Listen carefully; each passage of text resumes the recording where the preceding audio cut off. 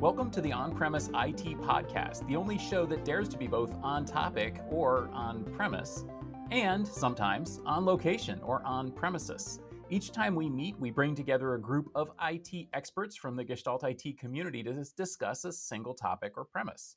On today's episode, which is published gearing up for Tech Field Day 26 this week, we're asking about the future of the data center, and specifically, are there servers anymore in this future disaggregated data center thing? But before we get into that premise, let's meet who's on the panel today. Hello, my name is Craig Rodgers. You can find me on Twitter at CraigRodgersMS. I'm Chris Reed. You can find me on Twitter at the CM Reed. Good afternoon, Chris Hayner. You can find me on Twitter at Hayner80. And I'm Stephen Foskett, and you can find me at sfoskett on the socials. So this is one of the things that I've been noticing lately is that for forever, basically, we've had this very specific hardware distinction between servers, storage, networks. You know, there's all this all this change has happened, but servers are still servers. But yet, are they? Because so much of what used to be done in a server is now done in an accelerator or an external device. And now we've got CXL coming, and we're going to be talking about that at Tech Field Day. We're also going to be doing a CXL forum this week as well. And we're really diving into this new protocol that promises to explode the server. And the same thing I'm hearing from Networking Field Day is there's a lot of talk about networking and having multiple channels and kind of exploding the whole idea of networking. And then we've got silicon photonics that is going to put networking right on the CPU instead of on an external card. And we're having this weird mashup between PCI Express and Ethernet, and all this stuff is happening. And it just seems to me that pretty soon, whatever we meant by a server is no longer going to be accurate. Craig, you and I have talked about CXL a lot. Why don't you start with that, and then we'll kind of dive into the rest of this picture. Okay, so for those that haven't looked at CXL, it's coming out shortly. It's going to arrive with PCI Express 5 and brings about a lot more functionality with it as part of that upgrade. The main upgrade feature that's coming is essentially the ability to extend the PCI Express bus outside of the server, the rack server, and create a rack level network. And this brings about a huge amount of possibilities. Or throughout time, we're going to be able to add memory, Optane or Optane equivalent. Via a different bus, we'll be able to add SSDs, and eventually it'll end up plugging in AI modules and various other accelerators such as GPUs and IPUs. It's really going to be transformative for the whole industry. And going back to what you said, Stephen, that what is a server? I think in the next few years, the answer to that question will be very different to what it would be now. Yeah, I agree. And I think it's actually part of a larger trend that's actually been going on for probably 15 odd years of computer hardware evolution. You know, when you started out in servers in the 90s, early 2000s, it was still, relatively speaking, all self contained units. The biggest first change that happened was externalizing the storage. So you would have a computer which used to be CPU, RAM, hard drives. Now the hard drive is not nearly as important because that has been taken away from the server itself via dark fiber into a SAN, and your storage is abstracted away. The next step in that was blade chassis that had some type of composable or extensible model to them. The HPE stuff in particular really went down this road pretty hard. But what's happening with the CXL is the finality of that idea, where everything that used to be in the box is now just a component that's connected by the PCI bus. And that can be anywhere within a rack. You can spin things up, an idealized model here. You can spin up new memory as you need it, take it off when you don't. And it will allow and will dramatically change the way that you even think about the concept of a server. Probably sooner rather than later, based on what we've seen from CXL. Yeah, but I mean, ultimately, isn't that just it's sort of the next iteration of what has been happening, going from the hyperconverged with sort of everything is just a larger model, and then we disaggregated some of that out of it and used just Ethernet as that transit. Now we're just doing that transit is just a different mechanism now with different plug-in modules. It's not really. I'm not seeing this as something revolutionary. It's just the next step. I think that's the important thing here is that um, is this really a revolution? And I think that, kind of the contrarian position on CXL especially is that this thing might not work and it might not really take off. And if it doesn't, what about all these other technologies? And then the other thing that occurs to me too is there's also a software picture to this. And we went from monolithic operating system defined servers to virtual servers, which kind of in a way disaggregated servers already to now sort of distributed, coordinated, containerized instances and microservices, even in the enterprise data center. And all of those things are really blurring the lines of what a server is and why a server exists. I'm really glad that Chris Hayner, that you went back to storage, because that was a huge topic in the 90s when on the advent of storage arrays. And people may not remember that because maybe they weren't didn't live through it. But that was a big deal when suddenly storage was a thing that was outside the server. It was a huge thing, and it enabled more than just bigger storage. It enabled sharing and flexibility and all these advanced storage features. And the same thing happened in networking. And so I guess the question is, the server survived through all that. Does the server survive disaggregation and composability?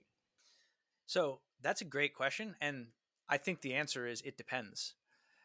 First of all, what do we mean by a server? Right? Because if you attach the workload to the same kind of philosophy that we're talking about here, we've always considered the workload as a VM, right? So the VM is the server, even though it's all completely virtualized. Everything is abstracted inside of a virtual environment, whether it's in VMware, Hyper-V on-prem, or in the cloud.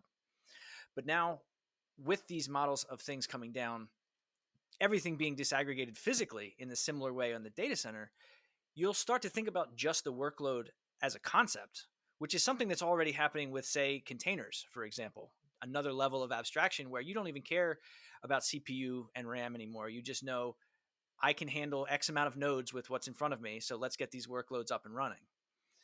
So taking all those abstractions that we could do in a virtual environment into the on-prem environment, I think is going to really change even the idea that we use the word server.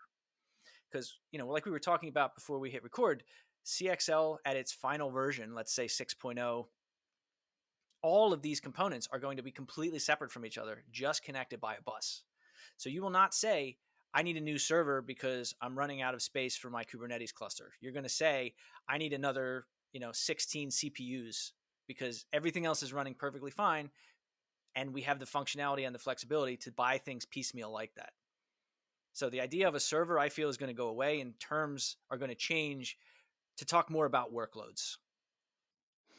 I think it's true. Over the years you've been mentioning there, server has stayed strong despite the evolution into virtualization, where we were running virtual servers inside another server. But it's kept that pedigree of it's a server. I completely agree though that I think it's going to change. It's not a server. If you're just plugging in compute nodes or you're just plugging in a tray of RAM, it's no longer a server. It's rack scale architecture, and that's going to be I think it's going to be a big revolution, whichever your favorite is, both. I think it's going to transform things. Yeah, ultimately, it depends on what your definition of a server is. Is right now is a switch that runs a little Docker container on it with a sensor in it. Is that a server? So if you're saying that's not a server, none of this is a server. Yeah. Right. And I'll tell you what, Hollywood is going to call it the mainframe because, I mean, we've all seen movies. It's back, baby. But in a way, is that so crazy? Think about that. I mean, basically, rack scale architecture kind of is the next iteration of mainframe in a way, because we're talking about basically building a massive thing that has the resources that we need to do the work and is internally consistent and internally coupled. and flexible and runs containers. That is the definition of a mainframe. It's just a new mainframe. I think it was great referring back to Chris Hayner's analogy with the blade system. You know, where you had certain things you could share. We all, I believe, here used early blade systems and remember the fun on that. But there were limitations around what you could share throughout the blades within the chassis. There was limitations on the scale of the chassis. You know, you get maybe 8 or 10 or 12 or 16 blades within a chassis. But when you're looking at rack scale, you know, there's a lot more use there to fill to fill up with resource. You know. Yeah, I mean, I really like I like the flexibility that comes with this. Is that it's you can build your entire data center to support what the specific workloads that you do. If you need a ton of compute, but you're not storing a lot, you can dedicate what 4 racks to compute, and then just have 1 rack for storage. It's super cool. It's super flexible, and really, the cloud scale providers do this because they need to tailor to their specific workloads as well. I see the cloud scale providers being the very early adopters here. They've all signed up to like the CXL consortium. They're all heavily involved. There's a number of them are director level within that consortium, and they certainly will have the most to gain initially. And they're looking at megawatts of rack space at a time. You know, they're not looking at individual racks. So for them, it's going to allow them to really drive optimization and efficiency further that simply didn't have the capability to do at server scale, or blade scale even. They'll be the real early beneficiaries, and they'll do it very well. But eventually, it's going to come that small companies are composing their own rack. Once it'll not take a huge number of employees to realize those benefits. But that's where the software component starts to come in, because at the cloud scale providers, they can build their own software to take advantage of a lot of this. But when does this start to become available off the shelf for folks with maybe a little bit of DevOps, but they're not full-time coders? When does that become available to smaller business, medium enterprise kind of setup? And I think that that's one of those things that we need to keep, kind of a reality check, is that this could be totally derailed by a number of different factors. I mean, on the one hand, too, when you look at the hyperscalers, what are they planning to get out of CXL? Initially, what they're trying to break out of is not the chassis of the server or the form factor of the server, but the limitations of those servers with regard to specifying and right sizing the server. So they're not trying to get away from the server. They just want the right server. And so you'll get hyperscalers that want, I don't know, maybe I want 87 cores of CPU and, I don't know, 1.2 terabytes of, memory and, stuff like that. I mean, they want a very specific configuration that they literally can't have because servers just aren't built that way. And I think that's why they're embracing this stuff first. But what they're not doing is they're not talking about building rack scale or anything like that at this point. What they're really talking about is just, I want the server that I want. And then Chris Reed, what you were just saying too, I think that what are you going to do with this server that's going to be any different than what you would have done with any other server, right? Is that where you were going for?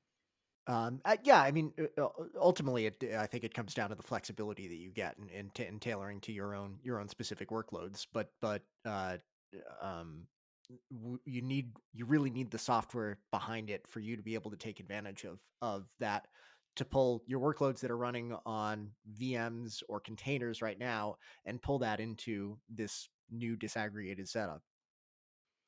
Yeah, I think it really comes down to one of the big advantages that the cloud providers have also is free cash flow and empty rack space to play with. Because I think all these arguments are absolutely right. This is going to be revolutionary and completely change the way that we deal with what is currently called IaaS in the cloud. But they're the ones that have the free hands, free money, and free space to play with it when it's, version 1.0. Other businesses, I have a feeling, are going to be a little more hesitant until those kinds of tools come out, until they're tested and proven and it looks more turnkey. Because if you are running a really tight business and you can't afford to take chances, it doesn't matter what technology we're talking about, you're not going to buy the bleeding edge. You're going to let NASCAR have it for a few years, and then when it rolls down into your Toyota Tercel, all of a sudden you're going to be using it as if it's always been there. Yeah, I mean the cloud folks also have it's very low risk for them to try that out, and there's a huge reward on the backside. If they spend 10 million, 15, 20 million dollars getting this up in a test bed, and it saves 2% labor, 2% power, but just that alone, I mean, it's huge for them, and will pay for itself in no time.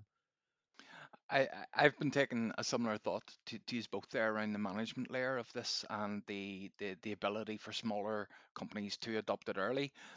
It's unlikely to be that way, but if we look at what happened with storage coming out into separate devices, we got storage vendors. We look at what happened with virtualization, we got virtualization vendors. Kubernetes, we've now got companies that do nothing but orchestrate Kubernetes.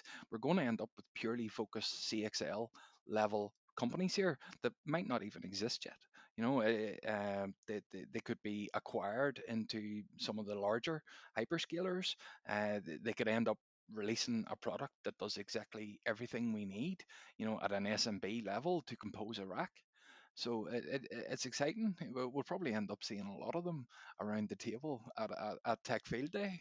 Will there be CXL Field Day or something to cover those types of services? Yeah. And I think that's what I've learned from the past of evolutions of technology is we don't need to declare it CXL Field Day. If the industry is going in that direction, it'll be that. Because, we saw the same thing with basically every other technology. Hey, Chris, how about Wi-Fi 6E Field Day? How about CBRS Field Day? How about, disaggregated storage field day, NVMe storage field day. I mean, it just goes on, Yeah. and it's going to be like that with CXL as well. And I think that basically next year we're going to be seeing these products hitting the market. But one of the questions that I have, kind of that's kind of bugging me is back to what Chris Reed said about, is this ever going to hit the end user? One of the things that could really derail this is systems OEMs. Like, I don't want to pick on them, but if you're HPE or Dell or Lenovo or whoever, do you really want your customers to have access to this technology, or do you just want to use it internally to build more flexible and interesting servers that you then sell to your customers as servers or storage or network switches or whatever it is? Is this technology that could be hidden from people and only used by hyperscalers and OEMs? Whether or not the major manufacturers would like to go down that road is almost irrelevant, because there will be businesses that pop up out of nowhere that figure out the answer to that question. Now, we don't know price lists. We don't know what this is going to look like. What does it cost to get your first rack going? What are those kind of buy-in purchase prices? We don't know what they are right now. We know that Microsoft can afford it. The flower shop down the street might have a problem with it, but small to medium businesses will always find small to medium consultancies or software houses that see a need and want to meet it. And I think in this case, it's going to be no different.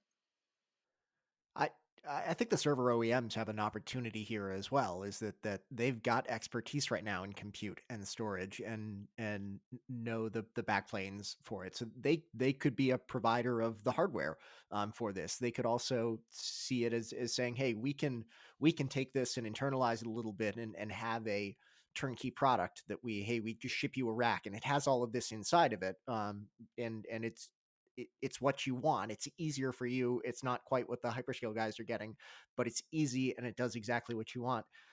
If there's customer demand for it and customer demand for their normal servers and storage products start to go away, they've got to go somewhere, and they might as well go to what people are buying. I think the managed service providers will help with that. They'll have enough in-house expertise to develop viable solutions for mid-size enterprise. Once the hyperscalers have it in play, it'll trickle down. You know yourselves, we've seen it historically with every other form of technology that's come out. It will trickle down. So we kind of already know a certain element of the path. We just don't know how widely it's going to be adopted yet. Yeah, true. I mean, it's like almost any technology that's promising. You kind of don't know what part of it's going to be adopted. I mean, I'll just remind y'all that Fiber channel was originally not just a storage protocol. It was supposed to be sort of the next generation data center fabric protocol for all applications. And it only ended up ever being used by storage. Theoretically, CXL could be only ever used by memory expansion. I think if that were to be the case, it would be a disaster for CXL. I think it's kind of an all-in technology, and if it doesn't take over and kind of blow up what a server means, then CXL will have failed. Because one thing I was thinking of while Chris Reed was talking, when the cloud became something that regular businesses of all sizes were comfortable using, one of the things that drove that was the kind of financial freedom that you got when you switched from massive capital expenses to smaller operating expenses. And if CXL works across the board like we think that it might, then I think that does the same thing inside the data center that it did in the cloud. So yes, you're going to have to pay X amount to get in the door with whatever the rack price is, whatever the first is going to be a punch in the wallet. But then you grow organically with your workloads. Hey, I need 2 more CPUs. All right, that'll be $500. That's a much easier pill to swallow than, hey, we need 2 more servers. That'll be $25,000.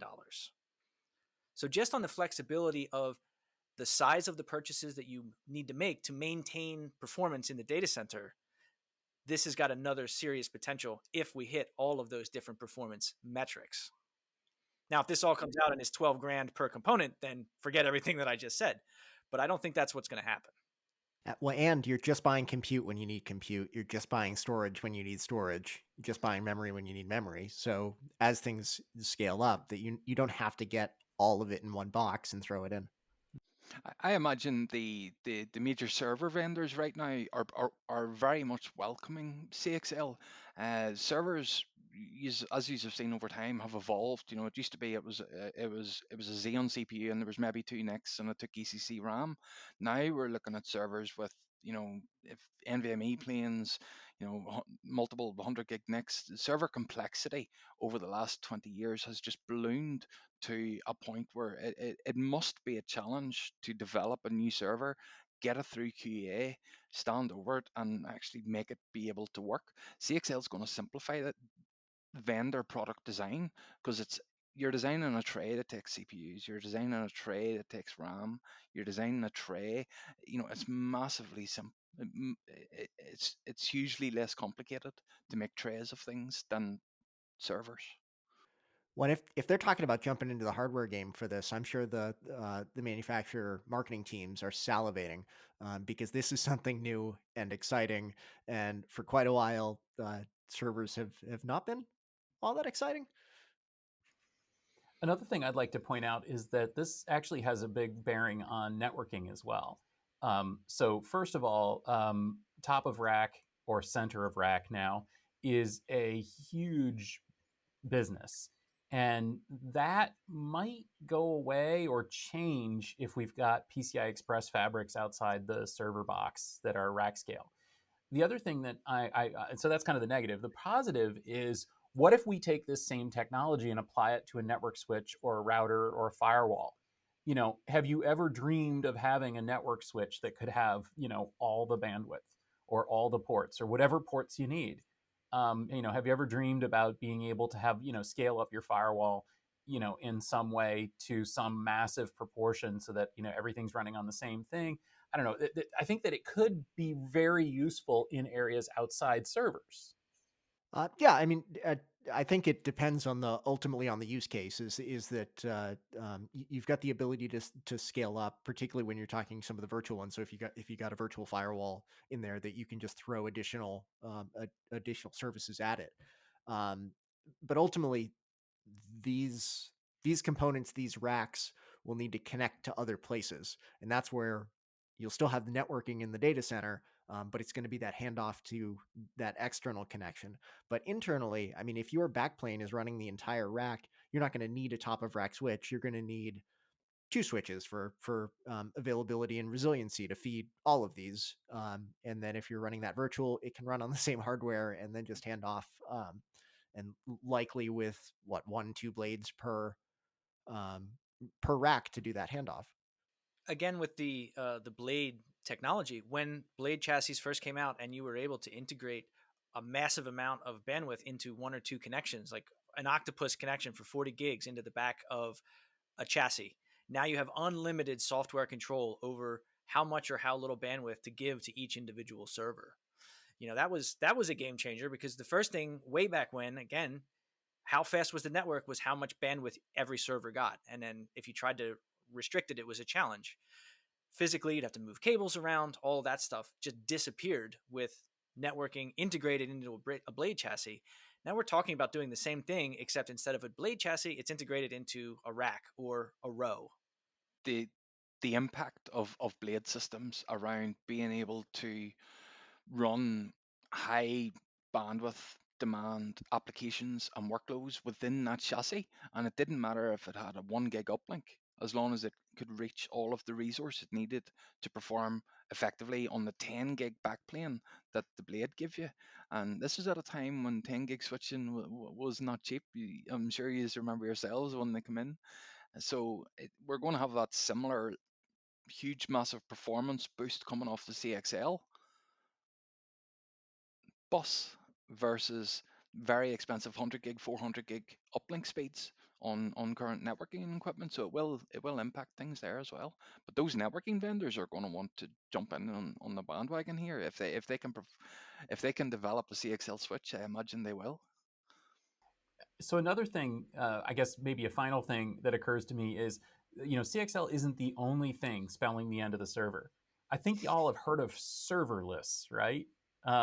Now, of course, we all like to make fun of that. Serverless is just somebody else's server or whatever. But truly, function as a service is not somebody else's server. It really almost is serverless. And yes, it runs on a CPU and it has memory and storage and things like that. But function as a service and really true microservices based applications are coming to the data center. And frankly, all of this stuff may sound an awful lot like shuffling dinosaurs to somebody who's living in this microservices world and thinking, what are they even talking about? Why would I want a rack scale server? What is even a server? I don't want a server. So, I mean, do you think that there's a possibility that the future of software design and serverless microservices could basically make this whole thing irrelevant? I think there's an absolute potential for that. And the way that I like to describe serverless is actually just say that serverless is someone else's container, which is really what happens. So we come back to discussing the overall management plane. And if the management plane is built with some type of Kubernetes native understanding, then you don't have to care about the underlying operating system in any way. You can do exactly that. You just say, here's my workload. It's 5 scripts. It runs on this schedule. It's 500K in size. You figure it out, management layer. I think for a lot of people, that's a dream. That's an ideal. Except now the JSON will include the amount of CPU cores required, the amount of storage required, the amount of RAM required, additional AI modules eventually. Rack as code. Is that where it's going? The management layer will have the band hammer to say, no, sir, you get 1 CPU and 1.15 megabytes of RAM, and that's it. So yeah, I don't know where this is going. It seems like a very, I guess it's really up in the air. And so I think the thing is, I'm very excited about CXL.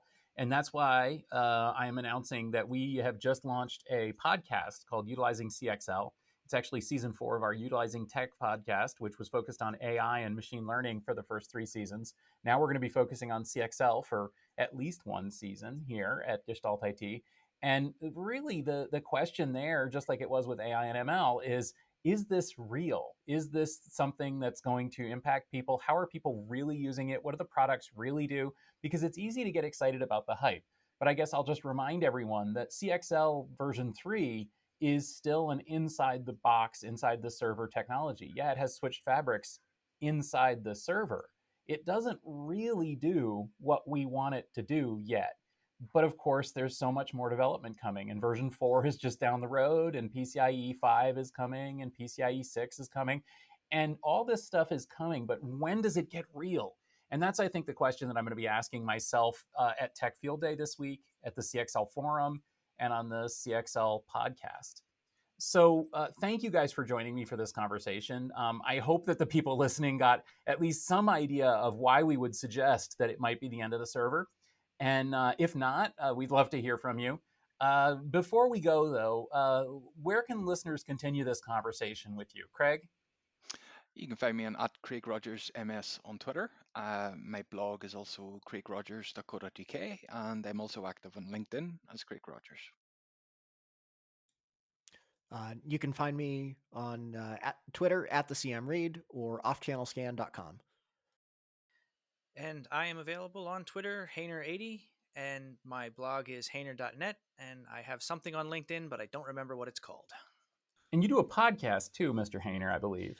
Oh, yeah. Co-host of the Chaos Lever podcast, which you can find love. more information about at chaoslever.com. Excellent. And as for me, I'm Stephen Foskett. I do a weekly news rundown at Gestalt IT. I also host the on-premise IT podcast, as well as, now, utilizing CXL. And you might see some of these folks on that podcast as well. Also, check out techfieldday.com to learn about what we're talking about with Tech Field Day. So thanks for listening for this episode of the On-Premise IT podcast. This episode is brought to you by GestaltIT.com, your home for IT coverage from across the enterprise. You can subscribe to this show in your favorite podcast application, and you'll also find Utilizing Tech, which is the sort of the mother podcast for utilizing CXL, in that application. While you're in that application, please do give us a rating or a review. We do love it. And we would love to have you share this episode with your friends and mention the On-Premise IT podcast or the Utilizing CXL podcast. For show notes and more episodes, go to gestaltit.com/podcast or utilizingtech.com. Thanks for listening, and we'll see you next time.